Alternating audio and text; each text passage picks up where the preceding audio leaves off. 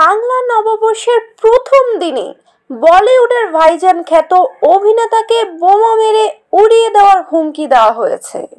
বলিউড অভিনেতা সালমান খানকে হত্যার হুমকি দেওয়া হয়েছে অনেকবার।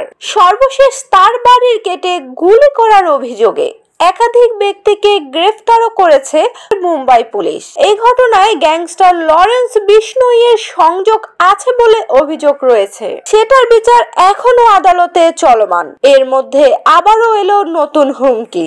ভারতের গণমাধ্যমে প্রকাশিত খবরের বরাতে জানা গেছে 14 এপ্রিল সকালে মুম্বাই ট্রাফিক পুলিশের হেল্পলাইনে হোয়াটসঅ্যাপ নম্বরে একটি হুমকি বার্তা পাঠানো হয়েছে, যেখানে লেখা রয়েছে তারা সালমানের বাড়িতে ঢুকে তাকে হত্যা করবে এবং তার গাড়ি বোমা দিয়ে উড়িয়ে দেবে।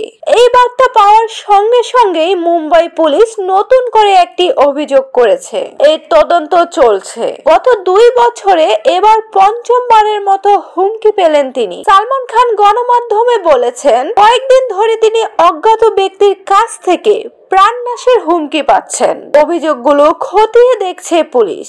এর সঙ্গে কি আগে লরেন্স বিষ্ণু গ্যাং জড়িত নাকি নতুন কেউ যুক্ত হয়েছে সেটাও তদন্ত করছে বলে জানিয়েছে মুম্বাই পুলিশ। এদিকে গত বছর সালমানের মুম্বাইয়ের বান্দ্রার গ্যালাক্সি অ্যাপার্টমেন্টের গেটে গুলিবর্ষণের পর অভিনেতার নিরাপত্তা জোরদার করা হয়। গত বছর মুম্বাই পুলিশ অভিনেতাকে তার পানভেল ফার্ম হাউসে হত্যা করার একটি ষড়যন্ত্রের কথাও জানিয়েছেন। ভিউয়ার্স, কি মনে হচ্ছে সালমান খানকে কারা হত্যা করতে চাইতে পারে এবং এদের পেছনে কে বা কারা আছে বলে আপনাদের সন্দেহ কমেন্টের মাধ্যমে জানিয়ে দিন। পরবর্তী ভিডিও দেখার আমন্ত্রণ রইল। ধন্যবাদ।